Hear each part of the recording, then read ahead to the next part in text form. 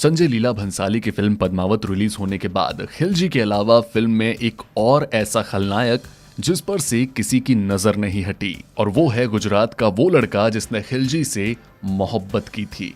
उसका नाम था मलिक मानिक, लेकिन खिलजी ने उसे नाम दिया मलिक काफूर। जी हाँ, अलाउद्दीन खिलजी का वो गुलाम जो था उसका खासम खास, जो रानी पद्मिनी और अलाउद्दीन खिलजी की बेगम को समझता था सौतन, करता था इश्क खिलजी से।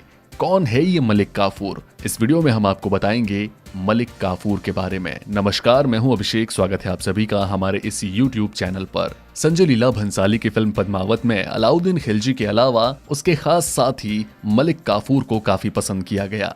एक किन्नर को अपने गुलाम के तौर पर रख लेना और उस पर भरोसा करके उसे अपनी सेना का सेनापति बना देना काफी चौंका देने वाला था। इतिहासकार बर्नी के अनुसार इस अभियान में गुजरात में पाटन के राजा कर्ण सिंह राज्य छोड़कर भाग गए। कर्ण सिंह की रानी कमला देवी को अलाउद्दीन खिलजी के सामने पेश किया गया। खिलजी ने कमला देवी से शादी कर उन्हें हरम में भेज दिया। ये किसी मुसलमान बादशाह से हिंदू रानी या राजकुमारी की पहली शादी भी मानी जाती है। इसके साथ ही अलाउद्दीन खिलजी की नजर गुजरात के उस जवान लड़के पर पड़ी जिसे देखने के बाद खिलजी भी उसे देखता रह गया। वो लड़का था मलिक मानिक। खिलजी ने मानिक को बंधिया बनवाकर अपने पास रख लिया। इसके बाद के इतिहास में मलिक मानिक को मलिक काफूर के नाम से जाना जाता है। काफूर बहुत कम समय में खिलजी का सबसे खास बन गया था। दोनों के बीच में अंतरंग संबंध होने तक की बात खूब कही जाती है। इन सबसे अलग काफूर बेहद शातिर, मिलिट्री जनरल और बेहद क्रूर था। कहा जाता है कि भारत की सांस्कृतिक धरोहर को मलिक काफूर से ज्यादा किसी और ने नहीं तोड़ा फोड़ा। मलिक काफूर ने अलाउद्दीन खिलजी के जनरल के तौर पर तमिलनाडु तक जीत दर्ज की थी। काफूर इतनी बड़ी जीत दर्ज करने वाला पहला सेना नायक था। काफूर ने ही वारंगल के अभियान में कोहिनूर हीरा लूटा था। जी हाँ, कोहिनूर हीरा लूटने वाला मलिक काफूर ही था। हिंदुस्तान के इतिहास में कोहिनूर का जिक्र यहीं से तो शुरू हुआ था। काफूर ने अमरोहा की लड़ाई में अजेय माने जाने वाले मंगोलों को हरा दिया था। मगर काफूर की महत्वाकांक्षा यहीं पर खत्म नहीं हुई थी।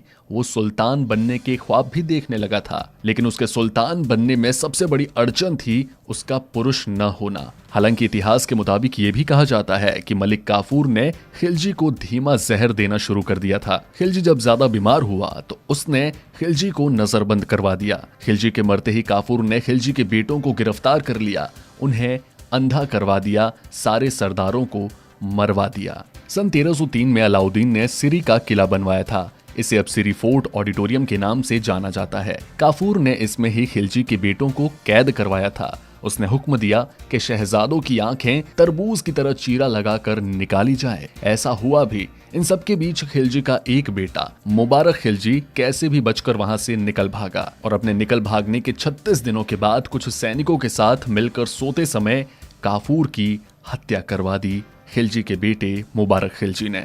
हालांकि इतिहास में कई कहानियां हैं, जिसमें से एक कहानी ये कहती है कि खिलजी ने काफूर को काफी पहले ही मरवा दिया था। बहरहाल, संजय लीला भंसाली की फिल्म पद्मावत रिलीज होने के बाद मलिक काफूर के किरदार ने लोगों के बीच एक जिज्ञासा पैदा कर दी कि आखिर कौन था मलिक काफूर। इस वीडियो को देखने और सुनने के बाद आपको ये तो पता चल ही गया होगा कि कौन था मलिक काफूर। फिलहाल इस वीडियो में इतना ही। ऐसी ही और इंटरेस्टिंग बातों को जानने के लिए, ऐसी ही रोचक जानकारियों के लिए सब्सक्राइब कीजिए हमारे चैनल को।